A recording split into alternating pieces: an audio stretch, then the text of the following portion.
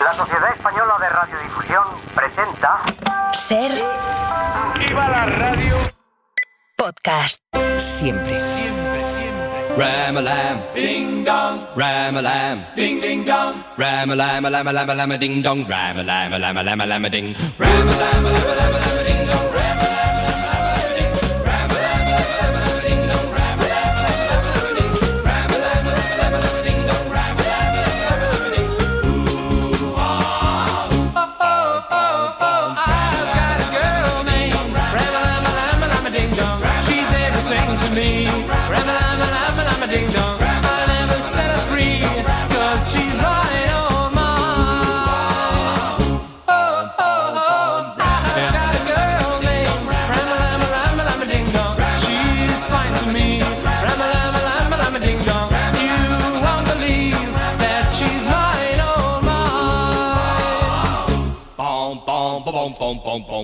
¿Qué tal? Buenas tardes. Abrimos la ventana de este lunes 19 de agosto, el verano que va pasando y pasando, pero aquí estaremos hasta el final con Matías Vallés desde Radio Mallorca. Matías, buenas tardes. Buenas tardes, Marta. Aquí al oeste, del este al oeste, en Radio Coruña. Arturo Lezcano, buenas. Buenas, Marta, ¿qué tal? Iba a decir, y aquí entre medias, Rafa Panaderillo. Rafa, hola. Buenas tardes. Buenas tardes. Muy a tu pesar, lo veo en la carita. Empezamos esta ventana esta semana con un nombre propio. Kamala Harris será nombrada oficialmente candidata presidencial del Partido Demócrata en la convención que empieza hoy. Su candidatura es histórica. El reto más inmediato va a ser mantener la ilusión de sus votantes y movilizar a los que dudan para las elecciones del 5 de noviembre. Pero vamos a conocerla un poquito más, gracias a alguien que ha trabajado con ella. Ha sido fotógrafo oficial del gobernador de California cuando ella era fiscal de ese estado, así que la conoce de primera mano y la ha retratado también en muchas ocasiones. El fotógrafo en cuestión es de Zaragoza, se llama Eduardo Ezequiel. Eduardo, buenas tardes. Muy buenas tardes, muchas gracias por tenerme aquí. Gracias a ti por asomarte a la ventana y felicidades, que hoy es tu día, es el Día Mundial de la Fotografía. Eso es la primera vez que me felicitan, ¿eh? Así que muchísimas gracias. No, pues ¿La primera vez en el día o en toda la historia que te felicitan? En toda la historia. Pues aquí es que somos muy de celebrar lo que podamos. Gracias. Pues mira, nos felicitamos. Oye, ¿cómo llegas a trabajar para el gobernador Gavin Newsom? La verdad es que es un camino un poco especial, por decirlo de alguna manera, ¿no? Yo me fui a Estados Unidos a ser au pair, a cuidar niños. En ese momento empecé la universidad, no era demasiado buen estudiante, entonces por lo menos sabía que tenía que aprender inglés, y la mejor manera para irme a aprender inglés y que no costara mucho dinero era ganar dinero, ¿no? Entonces tenía experiencia en los grupos Scout, me fui para allá de au pair, y por las mañanas que tenía mucho tiempo libre porque los niños estaban en el colegio, pues bueno, una vez que ya asenté un poco mi inglés y demás, empecé a buscar oportunidades para hacer algo en mi tiempo libre, ¿no? Y ahí, pues a mí me gustaba mucho la política, me gustaba la publicidad, y caí pues con una persona que me recomendó para una consultoría política. Entré allí de prácticas, era una consultoría muy pequeña en cuanto a, pues eran 3 socios y 2 personas, y luego estaba yo, pero luego llevaban las campañas más grandes de toda la costa oeste. Y bueno, pues así que ahí imagínate. Menuda carambola. El sueño americano. Pero... Es el sueño, a mí me gusta decir que es el sueño californiano, porque es para diferenciarme un poco, ¿no? Sí, pero literalmente sí. Y a raíz de esto, Eduardo, tienes contacto directo con Kamala Harris. ¿Cómo es ella? ¿Qué es lo primero que se te viene a la cabeza cuando la recuerdas? Pues es una persona súper risueña, que en el trabajo sí que es muy exigente, eso sí que es verdad, es dura y tajante en el trabajo, ¿no? Pero muy seria. Ella viene, pues bueno, era fiscal general, que es cuando yo la conocí, y tiene ese pasado, ¿no? Anteriormente fiscal general había sido fiscal de distrito de San Francisco, tenía esa trayectoria. Luego ya al ser senadora, pues tiene que ir a Washington DC y empezar a ser más legisladora en ese sentido, ¿no? Pero la verdad es que es una persona que en las distancias cortas te gana, es muy fácil pues quedar embaucado por su carisma y su jovialidad, pero sí que en el trabajo también es muy seria. Pero bueno, es un denominador común de los políticos, ¿eh? Así que no es nada especial. Y más allá del trato personal, desde el punto de vista profesional, ¿alguna manía? Sabes que hay cantantes que dicen, no, el perfil izquierdo sí, el derecho no. ¿Te encontraste con alguna cosa de estas que te dijera, no, mira, esta foto fuera es la mejor desde otro ángulo?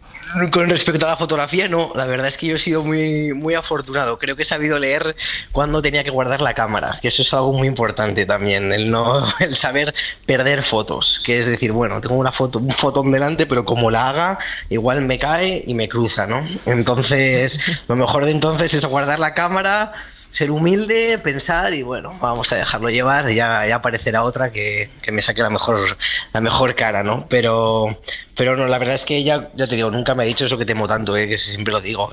Yo temo mucho que me digan, esto no es ahora no, o este es el momento, y por qué has sacado esta foto, y por qué esta foto es pública. Nunca me ha pasado, gracias a Dios. Y han sido muchas oportunidades, ¿eh? Julio Iglesias nunca permite que le fotografíen el lado izquierdo, por ejemplo. Y tú estás, Eduardo, en una posición fundamental para juzgar lo que ha pasado en el Partido Demócrata, porque cuando los demócratas deciden que cualquiera que no sea Biden, o sea, cualquier candidato que no sea Biden, entonces colocan a Kamala, pero otro candidato era el gobernador de California, Gavin Newsom. Para ti, ¿quién hubiera sido el mejor candidato? ¿La elegida Kamala o Gavin Newsom? Bueno, estoy comprometido. Yo te puedo decir que ahora mismo, en este momento, no hay mejor candidata para presidenta que Kamala Harris. Eso sí que te lo puedo garantizar. No, yo con el gobernador, ella cuando se convierte ya en senadora tiene que ir a Washington, a DC, entonces pues claro, la periodicidad de sus eventos en California es mucho menor, ¿no? Entonces en ese momento yo seguía en California y el gobernador en esos mismos momentos, pues él estaba preparando su campaña para gobernador, que fue una campaña que fue muy especial para mí, porque durante un año entero me recorrí pues miles y miles de kilómetros con él, y la verdad es que con el gobernador sí que tengo una relación, y se puede decir que tengo una relación muy personal con él. Eduardo, creo que muchos tenemos así imágenes imperecederas del poder en Estados Unidos, que salen de las cámaras de fotógrafos presidenciales, en este caso. Algunos creo que incluso han repetido, ¿no? Aquel que estaba con Obama había estado, no sé si con Reagan o con Bush padre. Tú, para tu trabajo, ¿tienes algún modelo de esos fotógrafos, de esas fotos que, vamos, seguro que a todos nos salen, pues eso, una lista de 5 o 10 fotos de igual de la caza de Bin Laden en la época de Obama y Hillary Clinton, o el niño hijo de Kennedy debajo del escrito del despacho Oval? Todas esas imágenes que forman parte de la iconografía occidental, ¿a ti hay alguno que te sirva de modelo? Pues mira, en el momento en el que yo comencé a hacer fotos, no, para nada, porque es que prácticamente ni les conocía. A mí me gustaba muchísimo la fotografía, era mi pasión, pero en realidad yo empecé a hacer prácticas en sus campañas, como pues recaudando fondos, haciendo producción de spots, etcétera. Que yo empecé a hacer fotos con ellos fue un poco casual, porque me fui a ayudar en un rodaje de un spot. Y empecé a hacer fotos yo, pues así, on the side, ¿no? En el lado, y luego se las envié a mis jefes y dijeron, hostia, las fotos de Eduardo no cuestan lo que nos ha costado, o sea, en diferencia no cuesta lo que nos ha costado con los profesionales, ¿no? Relación calidad-precio. Claro, entonces dijeron, bueno, no sale gratis, puedes ir tú a todos los eventos donde ellos vayan, nos sales mejor, pues venga, desarrolla tu parte fotográfica. Y sí que ahí, yo soy autodidacta, entonces ya en el propio hecho de aprender un hobby, un oficio, ya te inspiras muchísimo, ¿no? Y sí que había visto muchas fotos, pero no es hasta después que he hecho más hincapié, ¿no? En esa investigación del fotógrafo político, que en Estados Unidos tiene tanto reconocimiento. Y más allá de Pete Sousa, que es el de Obama, que en efecto estuvo con Reagan, ha habido varios. Ha habido uno que tenía ascendencia de Hawái, japonés, se llama Moto, algo así, o Moto, no me acuerdo yo cómo se llamaba, que sí que me marcó mucho. Y lugo está pues lo que dices tú, ¿no? La imagen del escritorio del hijo de Kennedy. Esa foto es muy simbólica y al gobernador le encantaba. Y para esta campaña yo creo que la imagen que llevamos hasta ahora es la de Trump ensangrentado con ese disparo en la oreja. La de Kamala Harris todavía está por llegar, ¿no? Exacto. Yo creo que será, bueno, no lo sé, no me atrevo a decir un pronóstico, ¿no? Pero si hay una foto que va a ser icónica si ella se convierte en presidenta de los Estados Unidos, ¿no? Y rompa ese tejado de cristal que se refieren tanto allá en Estados Unidos. Pero de momento, a ti como fotógrafo, lo curioso es que se está empleando de Kamala Harris, que por cierto tú la has descrito como risueña y lo aceptamos, pero su leyenda anterior era dura, fría, seca, terminante, ¿no? Incluso esas intervenciones tan categóricas en el Senado, pero se está empleando muchas ilustraciones gráficas y no fotografías para representarla. La ya célebre portada de Time, ahora el símbolo forward para la Convención Demócrata de Chicago. ¿Cómo ves esto? ¿Por qué se le está, en vez de fotografiarla, solo grafiando, solo dibujando? Pues también yo creo que es al momento de hacer un icono. Si pensáis, tenemos muy pocos meses para hacer una campaña, en una campaña presidencial, además apenas 4 meses, en un cambio muy tajante. Hay que crear un icono, ¿no? Una imagen, y durante estos 4 años, claro, la gente le achacaba que no había tenido pues mucha exposición o que había estado un poco apartada y demás. Pues, claro, básicamente los asuntos más importantes pues los llevaba Biden. Entonces, esa es la razón. Y ahora sí que pues igual puede ser más hacia eso, ¿no? Los periodistas y los fotoperiodistas ya hacen su trabajo retratándola, todas las noticias sobre ella están muy bien ilustradas por fotografía. Bueno, vamos desde la campaña a ir un poquito más allá y quizá pues bueno, favorecer la creación de ese icono, que luego sea icono de un cambio de Trump ya, y olvidarnos de Trump, ¿no? De toda la cantinela suya. Desde el momento en el que la vicepresidenta se perfiló como la candidata presidencial demócrata, Donald Trump precisamente ha intentado deslegitimarla de todas las maneras. Primero con que si su candidatura nacía de un golpe de Estado porque no fue elegida por los votantes en las primarias. Luego porque ha cuestionado la nacionalidad de Harris, ¿no? Que sea estadounidense, sea verdad o no. Ha cuestionado que sea negra o lo suficientemente negra. Se dedica a pronunciar mal su nombre y su apellido constantemente. Esto en realidad lo hace con cualquier persona racializada, es decir, que no sea un nombre tradicional blanco estadounidense. Kamala Harris gets in, and by the way, there are numerous ways of saying her name. They were explaining to me, you can say Kamala, you can say Kamala. I said, don't worry about it, it doesn't matter what I say, I couldn't care less if I mispronounce it. Dice que le han explicado que hay muchas formas de pronunciarlo, aunque a él en realidad le da igual cómo se diga, ¿no? Ella, ya para las presidenciales de 2020, de las que ella fue precandidata, ya explicó que se pronuncia con la tilde en la primera A, Kamala. Vamos a escucharla a ella misma decirlo para salir de dudas. Hi everyone, it's Kamala Harris. Kamala Harris. Bueno, desde hoy hasta el jueves, cuando Harris acepte la candidatura, la corresponsal de la cadena SER va a seguir la convención de Chicago. Sara Canals, buenas tardes.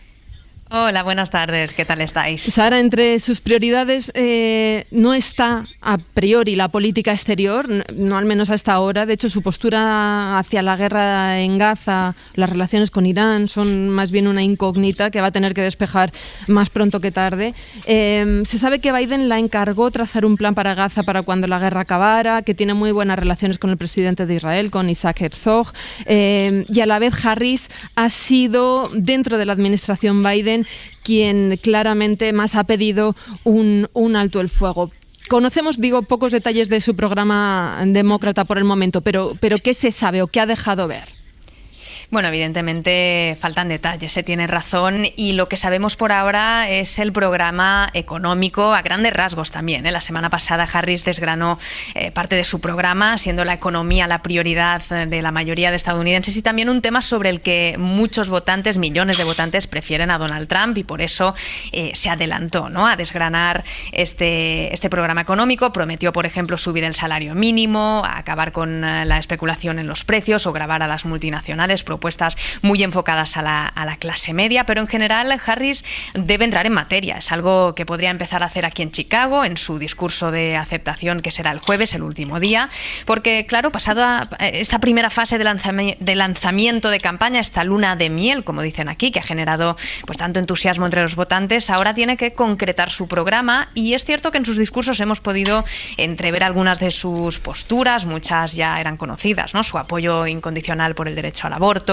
o es favorable, por ejemplo, a reducir el precio de los medicamentos, favorable a un alto al fuego, ayer lo volvió a repetir, a tener también mano dura con Netanyahu, pero son poco concretas. Hay muchas ganas de escuchar sus propuestas en cuestiones, por ejemplo, como la inmigración, uno de los activos de la campaña de Donald Trump, y claro, todo ello con el reto de dar continuidad al proyecto de Biden, que está muy enfocado a la clase media y trabajadora también, pero a la vez aportar ese elemento novedoso, ¿no?, revitalizador, y hacerlo hacerlo, claro, de forma consistente con sus 3 años como vicepresidenta. También debe empezar a dar entrevistas y someterse a ruedas de prensa, que es algo que no ha hecho. Pero yo, Sara, quería fijarme un poco en el ticket, ¿no? En la segunda figura, el candidato a vicepresidente, Tim Walz, un hombre tan efusivo, este gobernador de Minnesota, como un Jan Lemon. A mí me recuerda a Jan Lemon, ¿no? Es verdad, tiene un aire. Buscando el cariño de todo el mundo y el profesor de instituto, ¿no? Que siempre te cae bien. Sí. Pero yo le veo un poco el riesgo de que la oscurezca precisamente por este exceso de personalidad. ¿Cómo se ve allí, cómo se ve en Estados Unidos la relación entre ambos, entre Kamala y Tim Walz? Bueno, a muchos ha sorprendido, la verdad. Muchos esperaban que ella hiciera la elección un poco correcta para ganar en los estados clave, que hubiese sido el gobernador de Pensilvania, Josh Shapiro. No ha sido así. Aquí muchos expertos comentan que ella tenía feeling con Tim Walz y que a la vez pues es también lanzar ese cable a la clase media trabajadora, ¿no? Y ese equilibrio menos calculado, ¿no? que la opción de Josh Shapiro, por ejemplo. De hecho, ayer, por ejemplo, hicieron campaña ambos en el autobús electoral por Pensilvania, ese estado clave, y la verdad es que se les ve compenetrados, tienen buen feeling, pero también en estos 4 días aquí en Chicago veremos cómo se desenvuelven en un contexto de coronación de Harris, pero también, como dices, de Tim Walz. Pero sí, evidentemente ha sorprendido a algunos demócratas. Sara, Trump contraprograma con varios actos en los estados bisagra. Sí, Donald Trump, claro, ahora ve que su popularidad disminuye en las encuestas y lo que está intentando hacer es, como comentabais antes, ¿no? Recurrir al insulto, recurrir a la ridiculización, pero también contraprogramando esta convención con una ruta por estos estados clave. Ayer comentábamos que Tim Walz y Kamala Harris estaban en Pensilvania. Hoy será Trump quien vaya allí a hablar precisamente sobre economía, a criticar estas propuestas que hemos resumido sobre Kamala Harris y su programa económico, pero también irá a estados como Arizona para hablar sobre el control fronterizo, la inmigración, o Carolina del Norte o Michigan, que es un estado también donde hay mucho enfado contra la Casa Blanca por la gestión de la guerra en Gaza, y también es un flanco de la clase trabajadora. Pero sí, está contraprogramando esta convención un poco, algunos dicen aquí a la desesperada, viendo que Harris está gozando de esta luna de miel, ¿no? de este impulso que le dan las encuestas.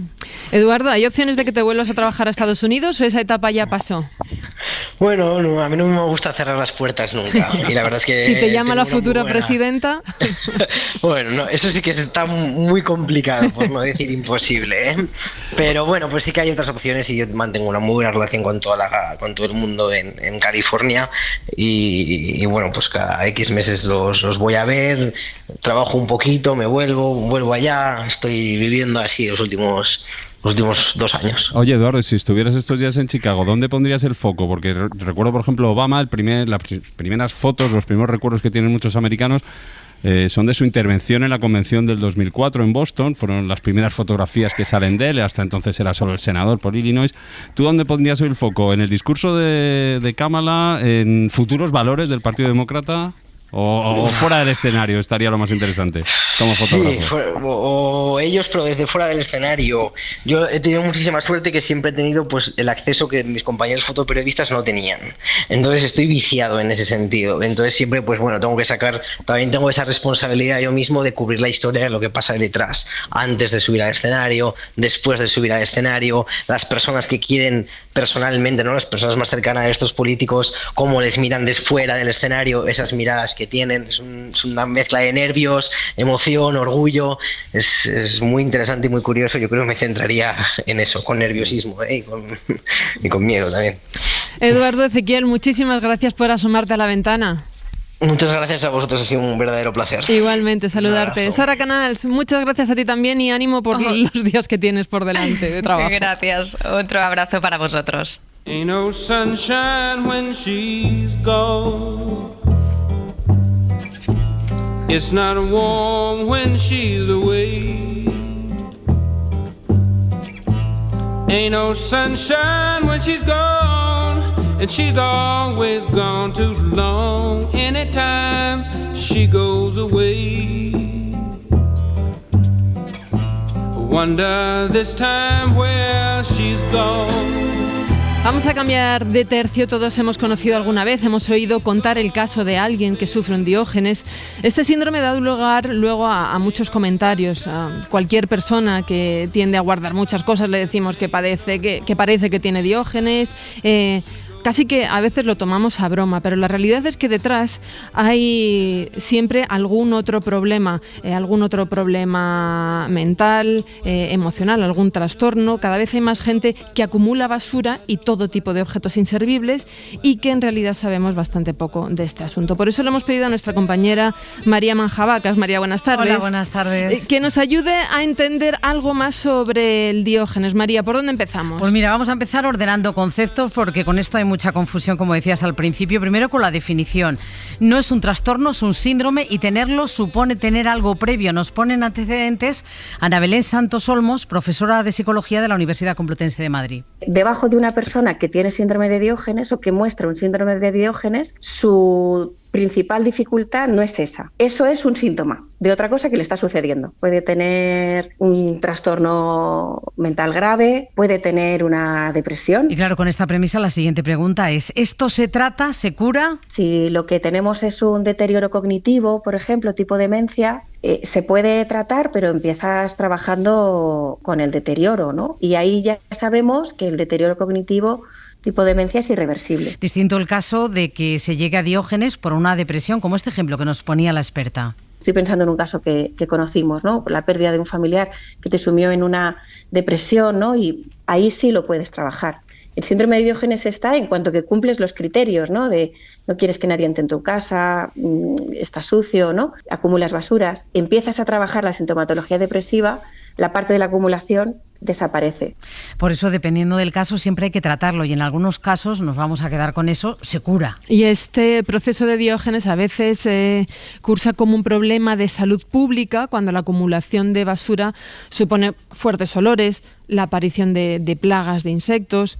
En estos casos, María, hay que intervenir con una limpieza profesional y quien la hace te ha contado lo que se encuentra. La verdad que hemos hablado con Felipe Raga, nos llamó muchísimo la atención, es socio director de limpiezaspress.com. Lo de Express no es un matiz, porque este momento para el que sufre Diógenes es dolorosísimo y hay que hacerlo lo más rápido posible, pero claro, son toneladas de basura las que hay que sacar y la primera pregunta que nos surge, ¿quién toma la decisión? ¿Quién llama? El afectado llama en algunas ocasiones porque tiene momentos de lucidez y se da cuenta de dónde está. En los casos más graves, pues bueno, los sanitarios están atascados, entonces tienen que, perdón que se dé así de directo, pero tienen que defecar y defecan en el suelo o en las bañeras.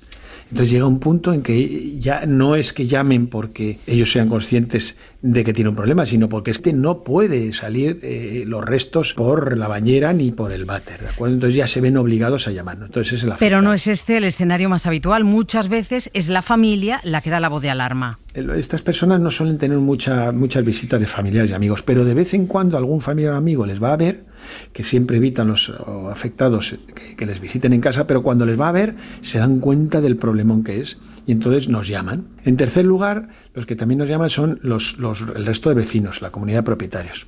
Y luego también están los servicios sociales y las ONGs. Y siempre intentan que el afectado de Diógenes, Marta, pues no se encuentre en casa en el momento de la limpieza, porque esto para ellos es muy traumático. Lo que intentamos siempre es que un familiar o alguien muy cercano al afectado se lleve al afectado de la vivienda durante el tiempo de los trabajos.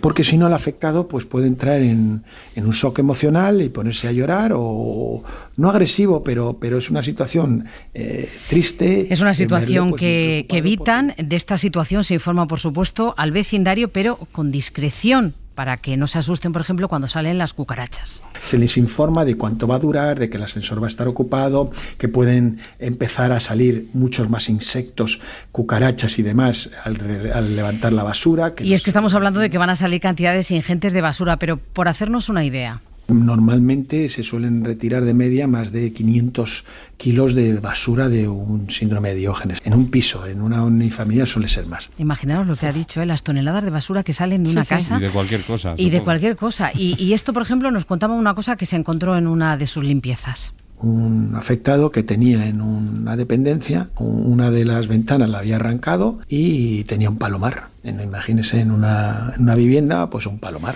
Ya sabemos todo lo que hacen las palomas, y alguna parte de ellas pues siembra basura en toda la casa, aparte de la basura que ya se tiene acumulada. Es lo que decíamos al principio, que hay intervenciones, porque esto acaba siendo un problema de salud pública, como explica la psicóloga Ana Belén Santos. Entonces estamos hablando de una situación muy específica que puede generar un riesgo para la vida de los demás o para la vida de la propia persona, por incendio de la vivienda, por desmoronamiento de alguna terraza, ¿no? Por plagas de cucarachas o insectos, ¿no? Es sin duda un riesgo de salud pública, al margen de lo que supone para la persona que lo padece. Y en este punto me voy a detener, porque muchas veces esto se confunde cuando alguien acumula.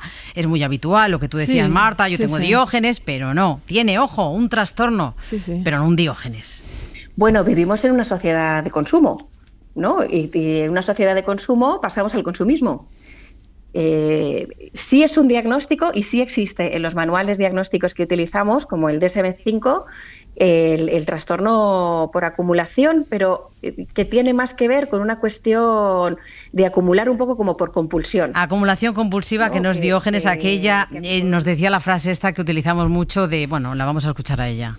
Esto que decías es que digo que tengo síndrome de Diógenes, ¿no? Bueno, es que las categorías luego pasan a la sociedad, ¿no? Porque también seguro que hay alguna mañana que te has levantado y has dicho, hoy estoy depre, ¿no? Sí. Pero no tienes depresión.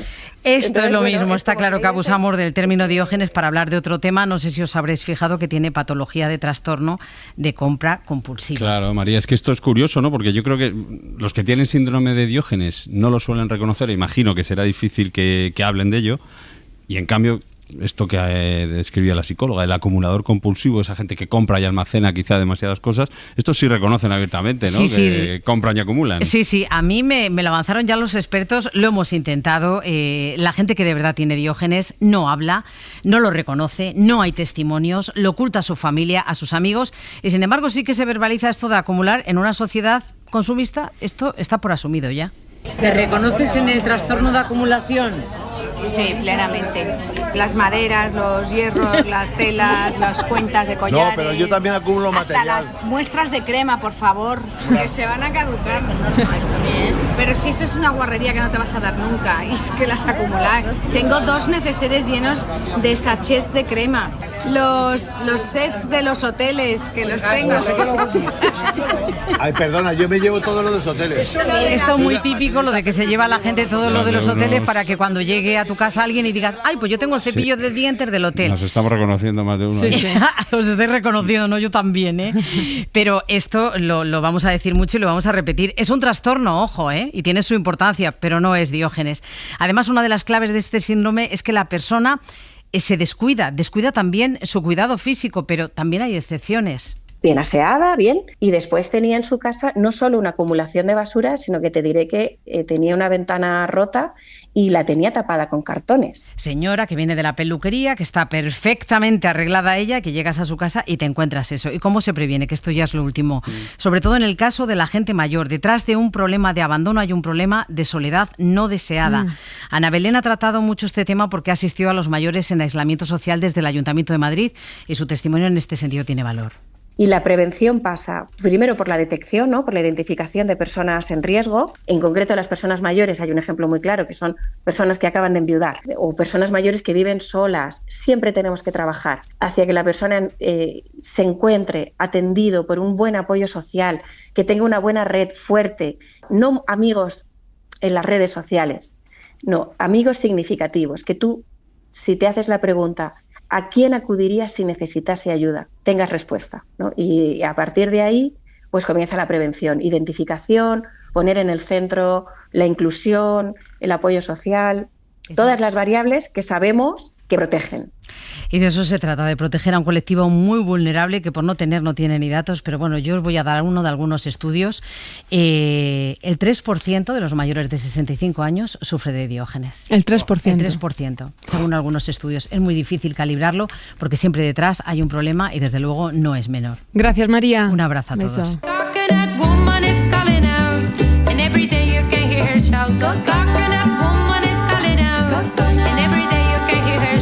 Get your coconut water. Money's good for your daughter. Caca que te lo está fallando. Make you strong like a lion. A lady told me the other day that one could take a sweet man away. I asked her what was that mystery. She said coconut water and I raised her rate. You can cook it in a pot. Seguimos en La Ventana tomando café con Matías Vallés, con Arturo Lezcano, Rafa Panadero y yo. Si les pido a los oyentes que piensen qué imagen se les viene a la cabeza si les digo campo a través, puede que sea una pradera verde con ganado pastando, o ahora en estas fechas un campo sembrado. Pero para Paula y Marilú, dos veinteañeras de Madrid, campo a través es un sueño. Un sueño que tiene sabores, olores, sabores a flor de verano, a melocotón asado, a azafrán y albaricoque. Paula López, buenas tardes. Buenas tardes. Campo a través es una heladería artesanal en San Lorenzo del Escorial, en Madrid, que tiene poco más de un mes de vida y donde preparáis vosotras mismas los helados con leche de cabra de pastoreo y productos de temporada, ¿no? Decís que es una microheladería transhumante. Sí. Eso es, sí, acabamos de abrir hace muy poquito en San Lorenzo del Escorial, porque al final las cabras están aquí en un pueblo muy cerca, en las Navas del Marqués, pero San Lorenzo es un núcleo, bueno, es un pueblo un poquito más grande y hemos elegido esta ubicación también porque vivimos aquí. Y sí, somos una microheladería, que eso, bueno, significa que nuestra producción es muy pequeñita, tenemos un obrador pequeñito, al final somos Mariluz y yo y hacemos todo diariamente, y mucha gente nos pregunta lo de microheladería transhumante, qué significa la palabra transhumancia. Exacto. Y bueno, viene de la misma filosofía del pastoreo, ¿no? Nosotros trabajamos con productos de temporada, con ingredientes ecológicos y vamos buscando lo que el campo nos ofrece en su momento justo. Decís que hacéis todo diariamente. Ese todo, ¿qué quiere decir? Desde que vais todas las mañanas a por la leche que os vende el pastor que cuida el rebaño de esta raza particular de cabras. Sí, eso es. Vamos varias veces a la semana por la leche a las Navas del Marqués, que allí está Mario. Es un pastor, uno de los últimos pastores que quedan con la raza de cabra de Guadarrama, que es una raza autóctona de la Comunidad de Madrid y de Ávila, en general del sistema central, porque quedan algunas cabras también en Segovia, pero está en peligro de extinción. La situación es un poco crítica para esta raza. Y bueno, nosotras queríamos trabajar con ella porque la calidad lechera de esa raza es excepcional, y además que nosotras hablamos mucho a través de nuestros helados de territorio, y no tenía sentido coger otra raza que no fuera la del Guadarrama. Y vamos diariamente a por la leche, y luego cuando traemos la leche pues empezamos a elaborar los helados que salen al día siguiente, y mantecamos las bases que tenemos preparadas del día anterior, porque la receta del helado necesita 24 horas de maduración. Y bueno, también nos hace ilusión explicar lo que es una heladería artesana. Al final el trabajo artesano no va solo desde recoger la leche, sino también hacer nuestras propias confituras, trabajar la fruta directamente fresca, sin pulpas ni procesados. Además, nuestra heladería es una heladería natural que no utiliza ningún químico, y al final apostamos por hacer como una revisión del helado como un producto saludable. Paula, tú has estudiado comunicación audiovisual, tu socia Mariluz fisioterapia. ¿Qué os lleva a la heladería artesanal con leche de cabra en Guadarrama? Pues bueno, la verdad es que las dos hemos sido muy camperas siempre, aunque nos hemos creado en dos núcleos urbanos, yo en Madrid y Mariluz en Granada. Estudiamos nuestras carreras y, vamos, en ningún momento pensamos que nos íbamos a dedicar a esto, pero hace 3 años hicimos la escuela de pastores, un poco porque nos gustaba mucho el campo y también queríamos recuperar un poco un trabajo artesano, que a nosotras siempre nos gusta mucho la artesanía. Y hicimos la escuela de pastores, que fue ese año en Guadarrama, y aquello nos cambió la vida. Sabíamos que aquello era un antes y un después. Y bueno, eso fue hace 3 años. Empezamos a hacer pruebas de cómo podríamos sacarle rendimiento al campo, porque ya sabéis que la situación no es la mejor, que no hay relevo generacional, básicamente porque parece que hay pocas oportunidades, aunque nosotras pensamos que no, que hay mucho futuro en el mundo del campo si le ponemos un poco de creatividad y de ingenio. Y bueno, pues con eso empezamos a pensar en qué producto podíamos sacar de nuestro rebaño de cabras. Y yo había trabajado en una heladería, entonces dije, bueno, pues no hay casi nadie haciendo helados con leche de cabra, porque sí que hay una heladería momentánea que hace helados con queso de cabra, pero no que la base sea directamente con leche de cabra. Y nos parecía bonito pues recuperar esa tradición, porque además en España, bueno, ahora está muy popularizado el consumo de leche de vaca, porque al final el supermercado lo pone ahí con una facilidad muy grande, ¿no? Pero antiguamente la mayoría de las recetas artesanas españolas eran con leche de cabra. Entonces, bueno, empezamos a hacer helados y aquí estamos. Con la tendencia que hay a homogeneizar, lo peor sería decir que el helado de leche de cabra tiene el mismo sabor que el de leche de vaca. ¿El cliente advierte la diferencia de los sabores? Sí, totalmente. De hecho, hay mucho prejuicio que nosotras sabíamos, porque mucha gente se piensa que la leche de cabra tiene un sabor muy fuerte, con toques así un poco rancios o con mucho carácter. Sí. Lo asocian normalmente a los quesos de cabra, ¿no? Al rulo de cabra típico. Yo me imagino eso, final, Paula.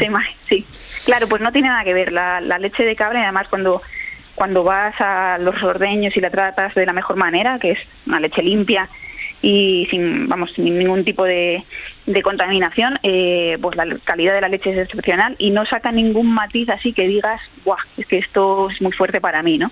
Entonces sabíamos que había mucho prejuicio y bueno, la verdad es que la respuesta está siendo muy buena, porque nosotras vale, si no te gusta la leche de cabra, pues prueba este lado, a ver si puedes cambiar de opinión, ¿no? Y la gente, bueno, vuelve y está siendo muy bonito todo, la verdad. Y hablando de respuesta y estando donde estáis en un sitio, bueno, lleváis muy poco tiempo, ¿no? Pero no deja de ser un sitio turístico. Aparte de la población local, ¿notáis el interés por gente de otras latitudes? A lo mejor existen otros países que no sabemos. ¿Habéis tenido alguna respuesta al respecto? Pues sí, de hecho, en lo poquito que llevamos la respuesta ha sido, ya os digo, muy, muy positiva. No sabíamos que íbamos a tener tan buena acogida y se acerca mucha gente de muchas zonas. Viendo nuestro proyecto como algo muy romántico, como le dan mucho cariño, como jolín, qué valientes, me encantaría tener esto en mi pueblo o en la ciudad. Mucha gente ha venido de Madrid y nos han dicho, esto en Madrid sería la bomba. Pero bueno, para nosotras tiene sentido que esté en el campo al final, aunque como dices, San Lorenzo es un núcleo, o sea, es un pueblo turístico, pero al final no deja de estar rodeado de campo. Bueno, no tenía sentido hacerlo de lejos, porque al final nosotras tenemos que ir todas las mañanas a las cabras, al rebaño, ¿no? Entonces, bueno, es nuestra forma de trabajar así. Paula, igual al hilo de esto que comentas, el lema de vuestra heladería es: no hay cabras sin pueblo, ni pueblo sin cabras. Sí, ese nos ocurrió. Bueno, es un guiño a la tradición un poco cultural que hay en España, que antiguamente los pueblos, cada pueblo tenía su rebaño de cabras o de ovejas. Es verdad que nosotros hacemos alusión a las cabras, pero era muy común que hubiera pastores en abundancia en cada pueblo, o sea que no era una cosa mayoritaria, ¿no? Y desgraciadamente ahora casi nadie vuelve a sus pueblos y quedan pastores. Entonces, bueno, era bonito hacer ese guiño, a ver si conseguimos recuperar o poner un poco de moda el oficio de pastoreo, que tiene tantas virtudes, tantas bondades y es tan necesario, porque al final, si no, todos acabaremos comiendo productos ultraprocesados y sin ningún vínculo con la tierra. Y creo que los pastores hay que cuidarlos, pastores y pastoras, por supuesto, hay que cuidarlas.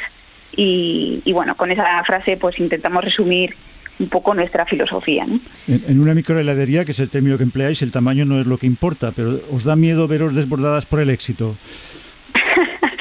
Pues mira, sí, la verdad es una pregunta que nos hacemos. Es verdad que llevamos muy, muy poco tiempo y está siendo un poco abrumador todo el proceso, porque ya os digo, se acerca mucha gente y todos los días agotamos el helado, y mucha gente cuando viene a última hora pues ya no tenemos nada que ofrecer y bueno, en fin, eso nos da pena, pero también queremos dar a entender que la artesanía es así, ¿no? Que no puedo fabricar más cantidad de lo que dan mis manos. Es que si no, bueno, pues al final se convertiría en un proceso industrial. Y aunque estamos un poco desbordadas con la aceptación que hemos tenido, estamos muy contentas y creo que vamos a seguir trabajando de esta manera. Ya lo decimos siempre, que nuestro objetivo no es crecer hacia adelante teniendo más establecimientos ni aumentar la producción, sino tener nuestro propio rebaño, porque ahora trabajamos con Mario, el pastor, pero lo que queremos es que siga habiendo cabras en el monte. Entonces nos encantaría tener nuestro rebaño y así cerrar un poco el círculo. Oye, ya has dicho que no tenéis carta de sabores porque cada día trabajáis con la fruta o el producto de temporada, pero sí que tenéis, además de helados, otros productos como yogur, ¿también hacéis? Sí, efectivamente. No tenemos una carta de sabores, todos los días hacemos un helado del día, que ahora a mucha gente le choca el hecho de no poder elegir, pero bueno, así conseguimos que los clientes no pidan siempre sus referencias preferidas, que cuando vas a una heladería suele ser común pues pedirte tus 2 sabores preferidos. Aquí no, aquí es el que hay y te tienes que atrever a probarlo, porque encima las combinaciones que solemos hacer son un poquito arriesgadas y bueno, intentando pues eso, dar a probar las frutas que hay de temporada, dando a conocer también el trabajo de los agricultores y las agricultoras que hay por detrás, porque nosotras no trabajamos con intermediarios, trabajamos directamente con los productores. Y eso, además de helados, también hacemos yogures y fermentos lácticos, que vemos que cada vez hay más demanda, que antiguamente se consumía mucho más fermento láctico del que hoy se consume. Y no, hoy, por ejemplo, solo conocemos la palabra yogur, pero no conocemos nada de las leches fermentadas, cuando antiguamente, aparte de hacer queso con las leches, hacían leches fermentadas. Y bueno, es nuestra filosofía también intentar recuperar ese tipo de cultivos bacteriológicos en la leche para hacerlo con más calidad. Y luego muchos de estos yogures y leches fermentadas que hacemos los incorporamos también en el helado para hacer un helados un poco más saludables, como os decía. Pues Paula López, muchísima suerte a ti, a tu socia Mariluz, que podáis cerrar el círculo, como decías, con vuestro propio rebaño. A mí me da mucha envidia por esto que tenía yo de ser cabrera de pequeña, que es el sueño de mi vida. No sabía yo. Oye, pues te animo, de verdad. Nunca es tarde, Marta. Gracias, Paula. Gracias. Un abrazo. Hasta luego. Uno de los asuntos que preocupa a los científicos es, hablando de pastoreo, de ganadería, es el dióxido de carbono, el metano, que sueltan los gases de algunos animales como las vacas, como las ovejas, como otros rumiantes. No sé si las cabras también. Ahora se lo vamos a preguntar al experto David Yáñez Ruiz, coordinador de un proyecto del CSIC que se dedica a desarrollar una vacuna que pueda reducir las emisiones de metano procedentes del ganado. David, buenas tardes. Hola, Marta, buenas tardes. ¿Esto también aplica a las cabras? Claro, sí, aplica a cualquier animal rumiante. Sí, las cabras también son rumiantes, como las ovejas, como las vacas, como los ciervos. Porque esta investigación se centra en el aparato digestivo de los animales para evitar que esos gases, que el metano contamine. Sí, a ver, el metano es un gas de efecto invernadero, como también lo es el CO2, como comentabas, y otros gases. Es el segundo gas en importancia que causa el efecto invernadero, y una de las fuentes principales, no es la única, es la que proviene de la fermentación microbiana que ocurre en el aparato digestivo de los rumiantes, en concreto en la panza, en el rumen, que es el preestómago donde el forraje, donde la hierba, el grano que el animal come, en realidad lo fermenta un ejército de microorganismos, no lo fermenta el animal. En realidad los ganaderos de vaca, de cabra y de oveja alimentan microorganismos y estos a su vez alimentan al animal. Y producto de esa fermentación se generan distintos componentes, y uno de ellos es el metano, que contribuye de manera importante a las emisiones de gases de efecto invernadero. El metano es el gran desconocido, ¿no?, los gases del efecto invernadero, porque siempre nos concentramos en el CO2, pero es a veces incluso más peligroso. Yo te quería preguntar, supongo que no podéis eliminar al 100%, o que no se pretende eliminar al 100% el metano que producen, hablando así crudamente, las vacas. ¿Qué tanto por ciento permitiría que esta vacuna fuera rentable, fuera efectiva, estuviera justificada?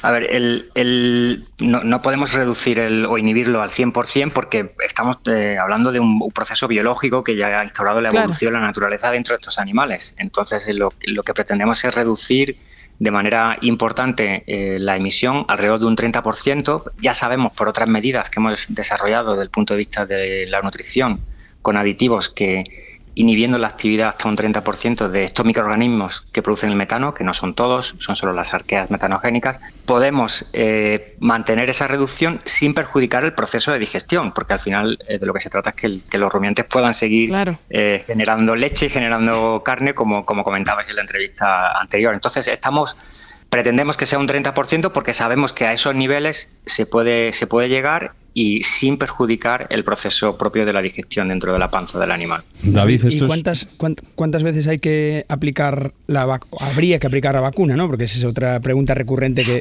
todos tendríamos con cualquier vacuna. Esa es una pregunta importante. La ventaja de la vacuna frente a otras herramientas como la que comentaba anteriormente del desarrollo de aditivos es que no tenemos que estar tratando al animal continuamente o suministrando un producto al animal continuamente. Eso tiene ventajas no solo económicas, sino también de manejo del rebaño, sobre todo aquellos que están en pastoreo.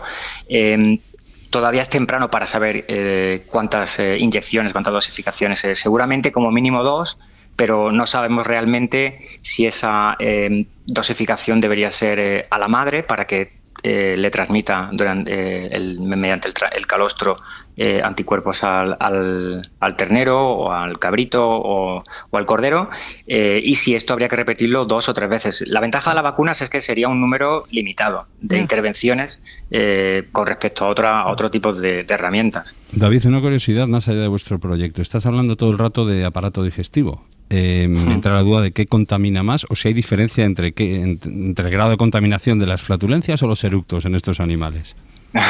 Sí, esa otra pregunta recurrente. En realidad estamos hablando de eructos, fundamentalmente. El gas, tanto el CO2, porque también se puede ser CO2, pero aquí el que tiene más importancia es el metano. Se elimina por la boca porque eso está en el preestómago, digamos en la parte inicial del aparato digestivo, entonces el animal que produce mucho gas en esa fermentación, le parece más fácil eliminarlo por vía eructo, que no es sonoro, pero bueno, sale por delante. Por detrás sale entre un 2 y un 5%. O sea que la creencia popular de la flatulencia de las vacas, bueno, pues eso es una creencia y es un porcentaje muy limitado, la mayoría sale por delante. Dejadme que os matice que, claro, la importancia del metano en sí, ¿y por qué nos centramos tanto en el metano? Es porque, aunque sea un gas que tiene menor impacto sobre el cambio climático, como el CO2, tiene unas características que lo hacen muy especial. Primero, tiene un poder de calentamiento mayor que el CO2, hasta 100 veces más durante un periodo de 20 años o 28 veces durante 100 años, pero tiene un tiempo de permanencia en la atmósfera menor que el CO2. Y eso nos ofrece una ventaja importante, es que si somos capaces de reducir de manera sustancial las emisiones de metano, no solo la de la ganadería, sino la de muchas otras fuentes, como puede ser la de estercoleros o como puede ser la de la obtención de gas o de petróleo, el beneficio a nivel de calentamiento global lo vamos a ver en un tiempo más corto, porque es un gas más potente, pero además es un gas que desaparece más rápido, con lo cual si somos capaces de reducirlo, pongamos por ejemplo ahora, el beneficio a efectos de reducción de concentración de gases de efecto invernadero en la atmósfera lo vamos a tener en un tiempo relativamente mucho más corto. Eso no quiere decir que no nos tengamos que centrar en las emisiones de CO2, que son fundamentalmente las más importantes. Es que has hecho bien al resaltar lo que a veces se conoce esto como el efecto hamburguesa, pensando en dejamos de comer carne de vaca, pero has hecho muy bien en resaltar que también están todos los derivados lácteos, ¿no? Y a ver cómo prescindimos de toda la leche y todos esos ingredientes absolutamente esenciales en la alimentación. Entonces te quería preguntar en qué fase está esta vacuna, es decir, ¿se ha probado con alguna vaca? ¿Se está estudiando en laboratorio? ¿Existe ya alguna sustancia o grupo de sustancias que sean activas? Está en una fase muy inicial. Esta es una idea que surgió hace ya 10 o 15 años, que se empezó a desarrollar en Nueva Zelanda y en Australia, pero que no llegó a buen puerto, fundamentalmente por falta de financiación y de coordinación de grupos de investigación con distintos tipos de especialización, tanto microbiología, alimentación como inmunología.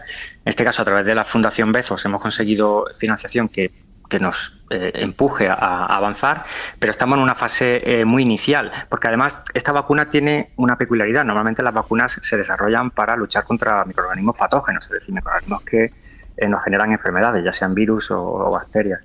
En este caso estamos tratando de reducir la actividad de microorganismos que son simbiontes, es decir, son microorganismos que de manera natural la naturaleza los ha puesto ahí y nos están ayudando. Entonces el animal, en este caso la vaca o la oveja o la cabra, por naturaleza tolera la presencia de esos microorganismos. Y entonces la primera fase, por eso digo que estamos en fase inicial, es tratar de entender cuáles son los mecanismos inmunológicos por los que el animal, desde que nace y empieza a colonizarse con microorganismos de este tipo, tolera y deja que estén presentes y que desarrollen su actividad. Eso nos va a ayudar a poder desarrollar la siguiente etapa, que es la preparación de la vacuna.